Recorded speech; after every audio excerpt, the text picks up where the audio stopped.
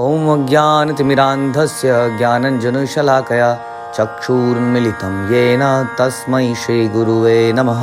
हरे कृष्ण। भगवद गीता अध्याय 3 श्लोक संख्या 42। इंद्रियाणि पराणि आहु इंद्रियेभ्यः परं मनः मनसस्तु परा बुद्धिर्यो बुद्धे परतस्तुतः सा।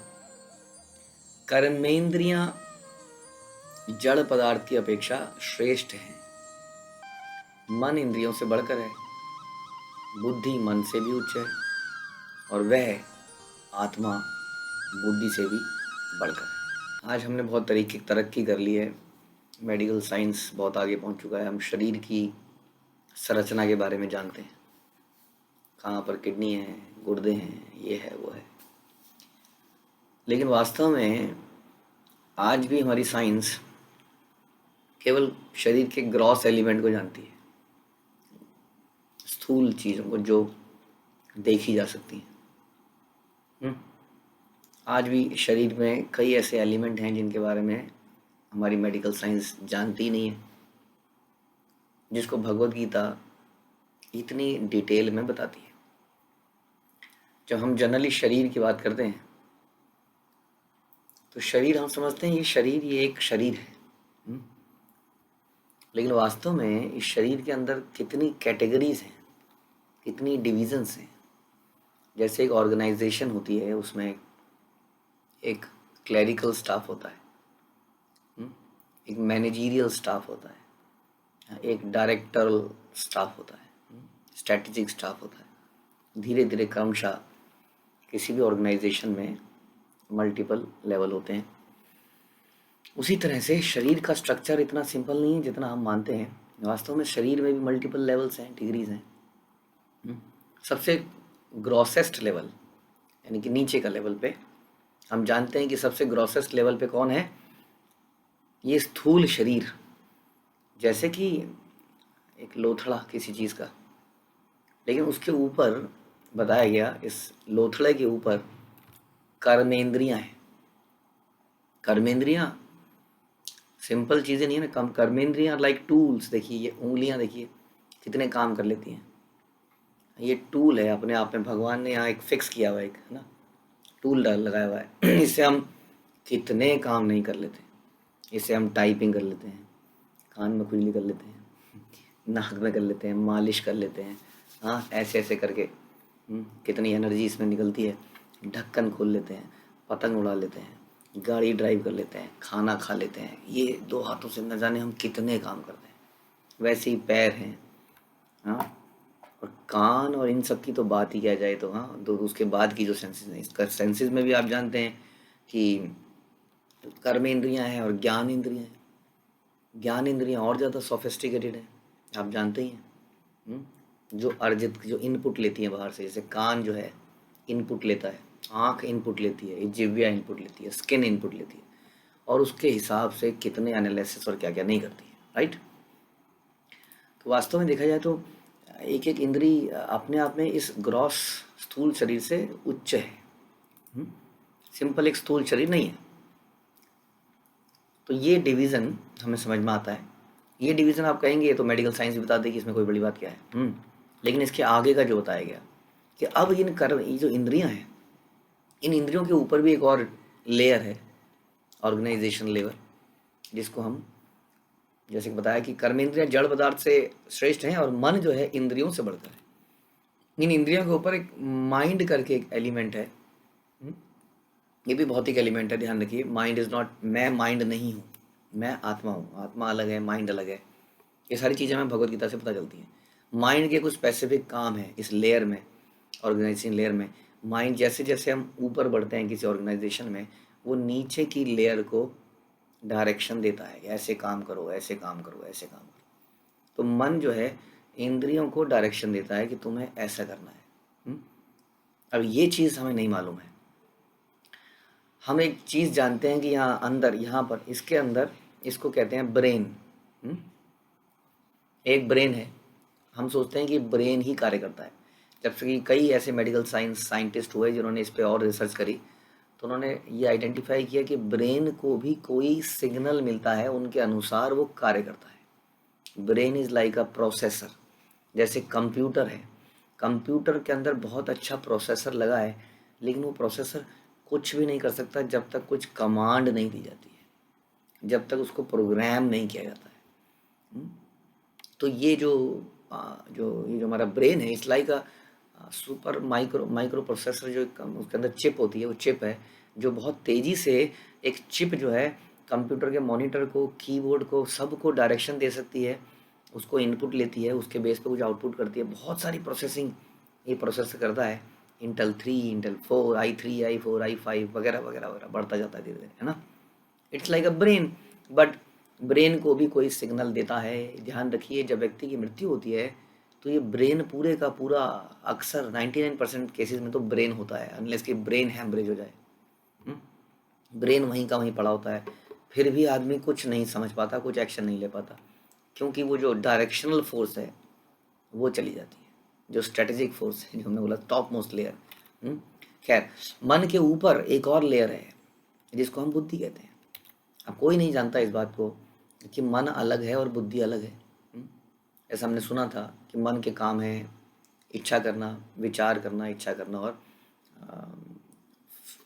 क्या कहता हूँ, फील करना, महसूस करना, थिंकिंग, फीलिंग एंड विलिंग।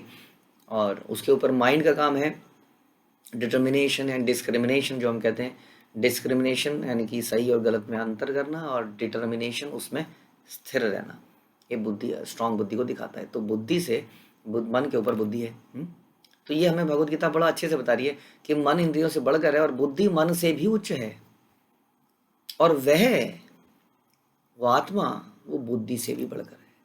और ये है अल्टीमेट सोर्स ऑफ एनर्जी, जिसके बिना ये सारा सिस्टम बैठा का बैठा रह जाता है। जैसे हम कहते हैं कि मिस्टर मल्होत्रा चले गए। मिस्टर मल्होत्रा पूरे शरीर के साथ सामने ही लेटे हुए पड़े हुए दिखते हैं हमें, लेकिन वो चले गए क्योंकि उनके अंदर ये जो लाइफ का जो सोर्स था, चेतना का सोर्स, वो चला गया। तो उसको हम आत्मा कहते हैं। ये हम बहुत ही डिटेल में दूसरे अध्याय में पढ़ चुके हैं। लेकिन यहाँ पर हमें ये समझ में आता है कि शरीर के अंदर इतनी सारी लेयर्स हैं जो हम कभी नहीं जानते थे। जैसे हम कई बार सिंपली हमें समझा देते हैं कि हम एक आउटर कुर्ता पहनते हैं, इसके अंदर हम इनर गारमेंट्स पहनते हैं, है ना। इसी तरीके से हमारे शरीर में भी एक ये स्थूल शरीर है, लोथड़ा है, उसके अंदर कुछ कुछ सेंसेस हैं, working and knowledge gaining senses, कर्म इंद्रियाँ, ज्ञान इंद्रियाँ। उसके ऊपर मन है, मन के ऊपर बुद्धि है, बुद्धि के ऊपर आत्मा है। अब ये इन्फॉर्मेशन यहाँ पर क्यों दी जा रही है? क्योंकि कुछ दिनों से हम ये डिस्कस कर रहे थे कि काम हमारा शत्रु है। हमने डिस्कस किया कि काम इंद्रियों में रहता है, मन में रहता है, बुद्धि में रहता है। तो हमने ये डिस्कस किया कि अगर काम पे हमें कंट्रोल करना है तो हमें क्या करना पड़ेगा, हमें उसको पता करना पड़ेगा कि वो रहता कहाँ पर है।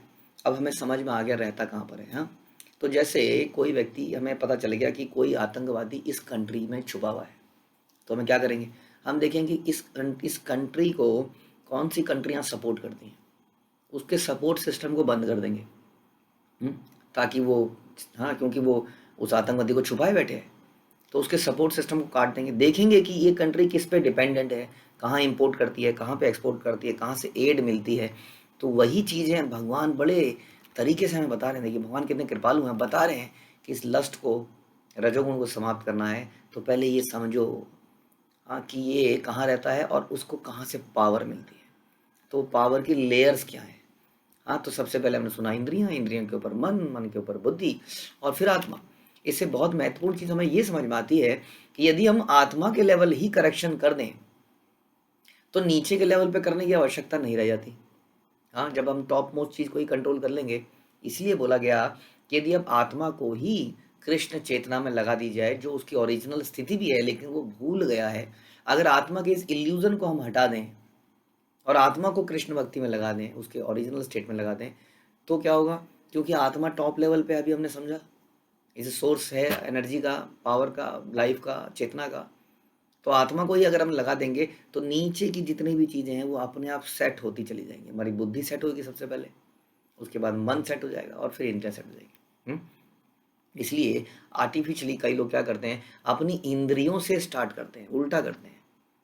जैसे हम लोग जब मेडिटेशन करते हैं, हम लोग अष्टांग योग करते हैं, कुछ योग करते हैं, तो हम अपनी इंद्रियों के लेवल से प्रयास करना शुरू करते हैं। This is reverse side. हाँ, ये सही डायरेक्शन नहीं है। क्यों नहीं? इसीलिए लोगों को मेडिटेशन का फ़ायदा होता है, लेकिन टेम्परेरी फ़ायदा होता है। क्यों? क्योंकि उन्होंने हायर चीज़ों को लगाया ही नहीं।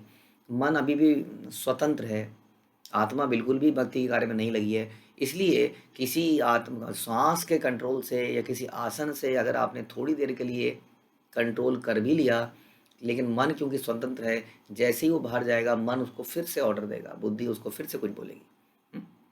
इसलिए ये तरीके इतने कारगर नहीं साबित होते हैं, क्योंकि हम नीचे से चलना शुरू करते हैं इंद्रियों से, क्योंकि हम जानते नहीं कि भगवत गीता में सुपीरियर चीज़ को बोला गया। इंद्रियां तो सबसे नीचे की चीज़ें हैं। यदि इंद्रियों को डायरेक्टली इन कामों में लगाओगे, जैसे संसार में लोग करते हैं, दान दक्षिणा देना शुरू कर देते हैं, उन्हें लगता है कि भक्ति का कार्य करेगा जाए, तो क्या करते हैं, कहीं जाते हैं, कुछ भूखों को खिला देते हैं। हाँ, तो वो बिल्कुल नीचे सेंसेस के लेवल पे काम करने शुरू कर देते हैं, which is good, not bad, but इसका इफेक्ट इतना नहीं पड़ेगा जब तक हम मन को, बुद्धि को, आत्मा को कृष्ण भक्ति में नहीं लगाएंगे। जो कि श्रवण से शुरू होता है। जब हम श्रवण से करते हैं तो क्या लगता है, बुद्धि अप्लाई कर रहे हैं ना, आप सुन रहे हैं तो बुद्धि को अप्लाई कर रहे हैं कि नहीं? हाँ, ऐसा कर रहे हैं, अच्छा इसका ये मतलब है, अच्छा इसका ये एग्जाम्पल है, तो बुद्धि को शुद्ध करा जा रहा है इस वक्त। और जैसे ही बुद्धि शुद्ध होती है, साथ में आत्मा इसके साथ साथ लग जाती है अपने ओरिजिनल स्टेट में, इल्यूजन खत्म हो जाता है, बुद्धि इल्यूजन को खत्म कर देती है। बुद्धि का काम ही यही है, सही और गलत का डिफ्रेंशिएट करना। तो इल्यूजन खत्म हो जाता है, आत्मा अपने काम लग जाती है, फिर मन धीरे धीरे पीछे पीछे खींचा चला आता है। दिस वंडरफुल चीज़ है जो भगवान ने यहाँ बताई है। शिला प्रभुपाद बताते हैं कि अतः यदि आत्मा प्रत्यक्ष रूप से परमात्मा में रत रहे तो अन्य सारे अधीनस्थ लोअर लेवल के लोग, जैसे बुद्धि, मन और इंद्रियां, स्वतः ही रत हो जाएंगे। कठोपनिषद में ऐसा ही कहा गया कि इंद्रिय विषय इंद्रियों से श्रेष्ठ है, मन इंद्रिय विषयों से श्रेष्ठ है। अतः यदि मन भगवान की सेवा में निरंतर लगा रहता है तो इंद्रियां अपने आप ही कहीं और जाएंगी नहीं। इसलिए भगवान कहते हैं परम दृष्टवा निवर्तते, कि यदि मन भगवान की सेवा में लग जाए तो तुच्छ विषयों में लग पाने की संभावना नहीं रह जाती। कठोपनिषद में आत्मा को महान कहा गया। अतः आत्मा इंद्रियों, मन तथा बुद्धि सबसे ऊपर है। और सारी समस्या का हल यह है कि आत्मा के स्वरूप को प्रत्यक्ष समझा जाए। मनुष्य को चाहिए कि बुद्धि के द्वारा आत्मा की स्वाभाविक स्थिति को ढूंढे, जैसा कि अभी हम प्रयास कर रहे हैं, और फिर मन को निरंतर कृष्ण भक्ति में लगाए। इससे सारी समस्या हल हो जाएगी। यदि कोई बुद्धिपूर्वक अपने मन को भगवान के शरणागत होकर कृष्ण भक्ति में लगाता है तो मन क्या हो जाता है, सशक्त हो जाता है। और ये जो इंद्रियां हैं ये सांप की तरह हैं, लेकिन ये ऐसे सांप हो जाते हैं जिनके दांत तोड़ दिए गए, तो ये नुकसान नहीं पहुंचाती है। यद्यपि आत्मा, बुद्धि, मन तथा इंद्रियों का स्वामी है, तो भी जब तक इसे कृष्ण संगति में ना लगाया जाए तो तब तक इसके पूरे गिरने की संभावना बनी रहती है। यानी कि आत्मा सबसे ऊपर है, लेकिन अगर इसको भक्ति में ना लगाया जाए तो आत्मा अपनी पावर को भूल जाती है कि मैं सबसे सुपीरियर हूँ, और वो डायरेक्शन देना बंद कर देती है नीचे के लेवल पे। तो नीचे के लोग हल्ला मचा के सरकार पे कब्जा जमा लेते हैं। It is very important. आत्मा अपने स्वभाव को भूल जाने के कारण अपने आप को नहीं समझ पाती है कि वो मन, बुद्धि, इंद्रियों से श्रेष्ठ है, इसलिए वो उनको डायरेक्शन नहीं दे पाती है। इसको दोबारा सशक्त बनाने के लिए बुद्धि से हमें शास्त्र पढ़ने और सुनने पड़ते हैं, गुरु परंपरा के माध्यम से। तो हमने क्या सीखा कि गुरु परंपरा के माध्यम से जब हम शास्त्रों का श्रवण करते हैं तो क्या होता है, तो हमारा इल्यूजन समाप्त होता है, भ्रम समाप्त होता है, हम आत्मा की सही पोजीशन को जान पाते हैं और आत्मा लीड करना शुरू कर देती है। Now I am the leader, I must tell you what is to be done. हाँ, तो आत्मा शुद्ध हो जाती है, आत्मा का आवरण हट जाता है, बुद्धि मन को डायरेक्ट करने लगती है सही रास्ते पर, और इंद्रियां अपने आप दास की तरह पीछे पीछे चल पड़ती है। तो ये समझना होगा, यदि हमें सुधरना है, इसलिए कहते हैं कि मॉरल वैल्यूज़ की किताब पढ़ने से मॉरल वैल्यूज़ नहीं आएंगी। सदाचार सो कॉल्ड से सदाचार सिखाने से सदाचार नहीं आएगा, कृष्ण भक्ति से सारी चीज़ें आ जाएंगी। क्यों? क्योंकि सारी चीज़ें आत्मा को फॉलो करेंगी अपने आप। ये ना पता होने के कारण भौतिक समाज में, एजुकेशन सिस्टम इत्यादि में केवल इंद्रियों के लेवल पे ही फोकस किया जाता है। नमस्ते करना सिखा दिया, ये करना सिखा दिया, लेकिन इसके ऊपर मन को भक्ति में नहीं लगाया। इसके कारण वो एक शो ऑफ की तरह रह जाता है। क्योंकि इंद्रियों के ऊपर मन है, मन के ऊपर बुद्धि है। ये ना होने पता होने के कारण इंद्रियों को तो हम कुछ कुछ सिखा देते हैं, नमस्ते करना, झुकना, ये जो करना, लेकिन मन भक्ति में नहीं लगा है। इसके कारण गलत गलत डिज़ायर्स पैदा होती हैं और आदमी पथभ्रमित हो जाता है थोड़े दिनों में और अपना पाप का एक घड़ा भर लेता है। तो कृपया इस पे ध्यान दीजिए और भक्ति के कार्यों में लगिए ताकि आत्मा बुद्धि शुद्ध हो और मन उनको फॉलो करे और फिर इंद्रियां उनको फॉलो करें। हरे कृष्ण। श्रील प्रभुपाद की जय, भगवद गीता की जय।